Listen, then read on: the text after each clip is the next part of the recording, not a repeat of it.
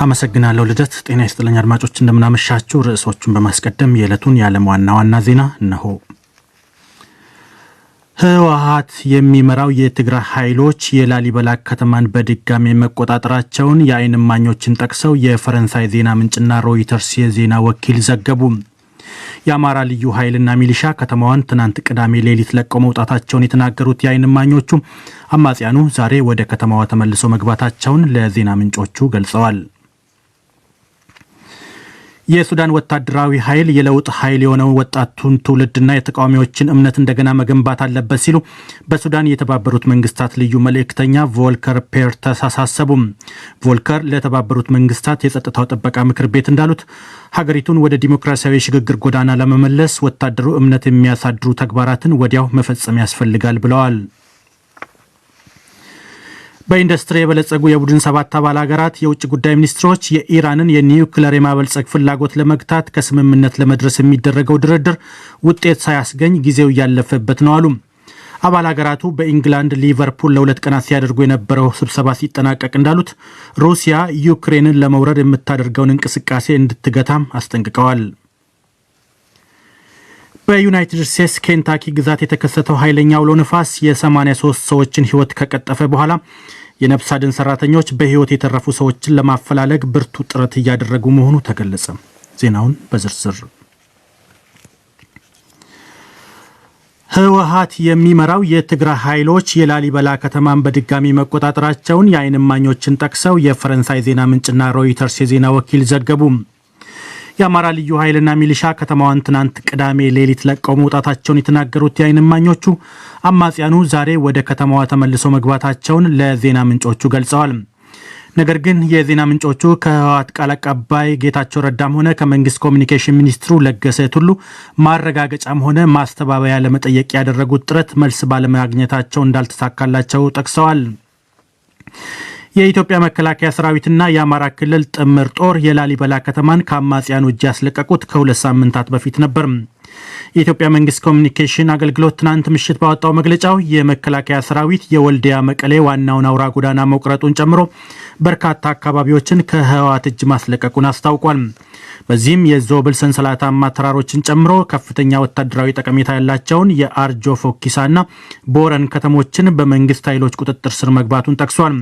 በተጨማሪም የመከላከያ ሰራዊት በውጫሌ ግንባር በአምባሰል ከፍተኛ ሰንሰለታማ ተራሮችን ጨምሮ የሮቢትና የጎልቦን፣ በወረባቦ ወረዳ የሚሌ ኮትቻን፣ በሀብሩ ወረዳ የኮልቦን የመርካታንና የፋጂን አካባቢዎችን በመቆጣጠር ወደ መርሳ ከተማ እየገሰገሰ እንደሚገኝ በመግለጫው አስታውቋል። የሱዳን ወታደራዊ ኃይል የለውጥ ኃይል የሆነውን ወጣቱን ትውልድና የተቃዋሚዎችን እምነት እንደገና መገንባት አለበት ሲሉ በሱዳን የተባበሩት መንግስታት ልዩ መልእክተኛ ቮልከር ፔርተስ አሳሰቡ። ቮልከር ለተባበሩት መንግስታት የጸጥታው ጥበቃ ምክር ቤት እንዳሉት ሀገሪቱን ወደ ዲሞክራሲያዊ የሽግግር ጎዳና ለመመለስ ወታደሩ እምነት የሚያሳድሩ ተግባራትን ወዲያው መፈጸም ያስፈልጋል ብለዋል። ዓለም አቀፉ ማህበረሰብም ለሀገሪቱ ምጣኔ ሀብታዊና ፖለቲካዊ መልሶ መቋቋም የገንዘብና ሌሎች ድጋፎችን ማድረግ አለበት ብለዋል። ፔርተስ ባለፈው የህዳር ወር በጀነራል አብዱል ፈታህ ቡርሃንና ጠቅላይ ሚኒስትር አብደላ ሐምዶክ መካከል የተደረሰውን ስምምነት በጥንቃቄ እንደተቀበሉ ያሳወቁ ሲሆን ምንም እንኳ ስምምነቱ ከፍጹምነት የራቀ ቢሆንም ደም አፋሳሹን ሂደት ገትቶ ሀገሪቱን ወደ አንድ እርምጃ ውይይትና ህገ መንግስታዊ ስርዓት ለመመለስ እንደሚያግዝ ገልጸዋል።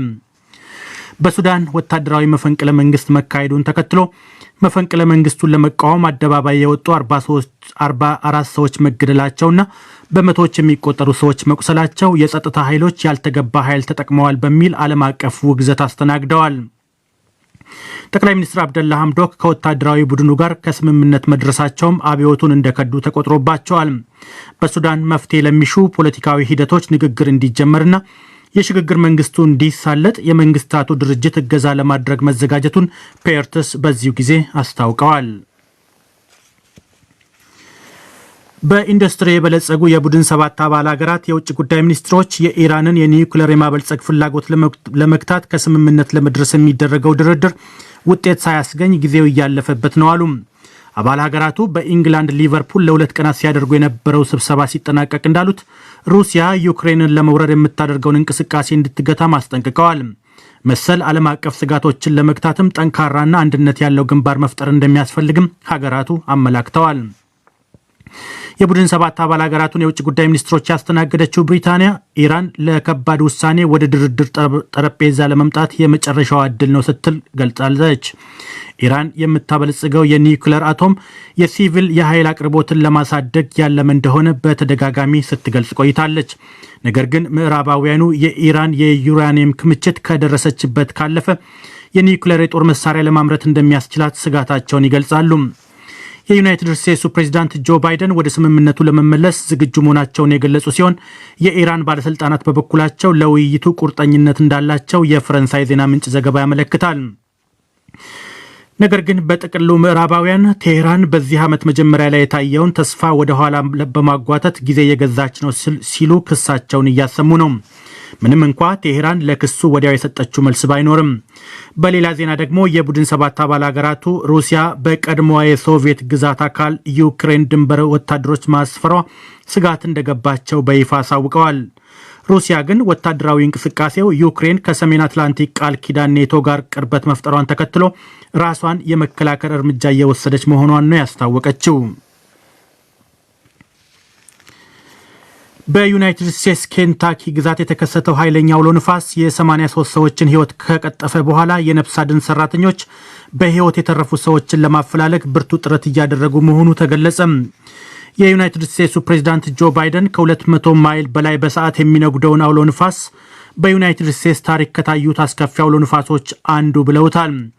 በአንድ ምሽት በርካታ ቤቶችን ወደ ፍርስራሽነት በተቀየሩባት የኬንታኪ ግዛት አሁንም ድረስ በፍርስራሾች ስር የሚገኙ ዜጎችን ለመታደግ ብርቱ የነፍስ አድን ጥረት እየተደረገ እንደሚገኝ የፈረንሳይ ዜና አገልግሎት ዘገባ ያመለክታል። በግዛቲቱ በሚገኝ አንድ ሻማ ፋብሪካን ያፈረሰው አውሎ ንፋሱ በትንሹ 70 ሰዎች ሲሞቱ አሁንም ድረስ የት እንደደረሱ ያልታወቁ ሰዎች እንዳለ ተገልጿል። በኢሊኖይስ በአንድ የአማዞን ኩባንያ መጋዘን በደረሰ ተመሳሳይ አደጋ በምሽት ፈረቃ ስራ ላይ የነበሩ 6 ሰዎች ሞተዋል። ሌሎች በርካቶች መቁሰላቸውም ተነግረዋል። በዩናይትድ ስቴትስ የአውሎ ንፋስ ታሪክ የከፋ ነው የተባለለት አደጋ የተመዘገበው በጎርጎርሳውያኑ 1925 በሚዞሪ የተከሰተው ሲሆን በወቅቱ አውሎ ንፋሱ በሰዓት 219 ማይል እየጋለበ ያደረሰው አደጋ የ695 ሰዎችን ሕይወት ቀጥፏል። ይህ ዶይቼ ቬለ ነው።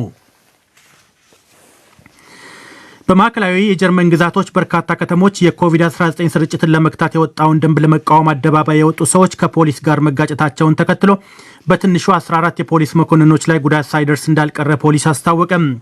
በሽቱትጋርት፣ ሮትሊንግ፣ ግራይስ፣ ፍራይቡርግ እና ቫደንቡርትበርግ ከተሞች በሺዎች የሚቆጠሩ የተቆጡ የደንቡ ተቃዋሚ ሰልፈኞች ትናንት ቅዳሜና ዛሬ ከፖሊስ ጋር ተጋጭተው በመቶዎች የሚቆጠሩ በቁጥጥር ስር መዋላቸው ተገልጿል።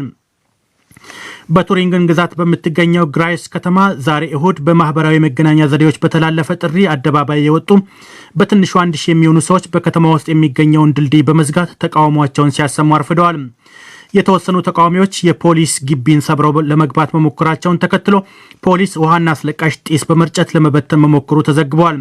ተቃዋሚዎቹ ከፖሊስ ጋር በገቡት ግጭት ጉዳት የደረሰባቸው የፖሊስ መኮንኖች ወደ ሆስፒታል ሲወሰዱ በግጭቱ እጃቸው አለበት ያላቸውን 208 ሰዎች መለየቱን ፖሊስ አስታውቋል። በሮትሊንገን ከተማ በነበረው የተቃውሞ ሰልፍ ላይም ከ1500 በላይ ሰዎች ነጻነት፣ እውነትና በራስ መወሰን ብለው በሰጡት መጠሪያ ለተቃውሞ መሰባሰባቸው ተገልጿል። በጀርመን የኦሚክሮን መገኘትና በኮሮና የሚያዙ ሰዎች ቁጥር ካሁን ቀደም ከታዩት ሁሉ በከፍተኛ ሁኔታ አሻቅቦ መገኘቱ በመጓጓዣና የመገበያያ ስፍራዎች የክትባት ማስረጃ ይዞ መገኘት አስገዳጅ ደንብ ተግባራዊ ተደርጓል። አድማጮች ዜናውን ለማብቃት ርዕሶቹን አንድ አፍታ ላስታውሳችሁ። ህወሓት የሚመራው የትግራይ ኃይሎች የላሊበላ ከተማን በድጋሚ መቆጣጠራቸውን የዓይን እማኞችን ጠቅሰው የፈረንሳይ ዜና ምንጭና ሮይተርስ የዜና ወኪል ዘገቡ። የሱዳን ወታደራዊ ኃይል የለውጥ ኃይል የሆነውን ወጣቱን ትውልድና የተቃዋሚዎችን እምነት እንደገና መገንባት አለበት ሲሉ በሱዳን የተባበሩት መንግስታት ልዩ መልእክተኛ ቮልከር ፔርተስ አሳሰቡ። በኢንዱስትሪ የበለጸጉ የቡድን 7 አባል ሀገራት የውጭ ጉዳይ ሚኒስትሮች የኢራንን የኒውክሌር የማበልጸግ ፍላጎት ለመግታት ከስምምነት ለመድረስ የሚደረገው ድርድር ውጤት ሳያስገኝ ጊዜው እያለፈበት ነው አሉ። በዩናይትድ ስቴትስ ኬንታኪ ግዛት የተከሰተው ኃይለኛ አውሎ ንፋስ የ83 ሰዎችን ሕይወት ከቀጠፈ በኋላ የነፍስ አድን ሰራተኞች በህይወት የተረፉ ሰዎችን ለማፈላለግ ብርቱ ጥረት እያደረጉ መሆኑ ተገለጸ። ዜናው በዚሁ አበቃ። ጤና ይስጥልኝ።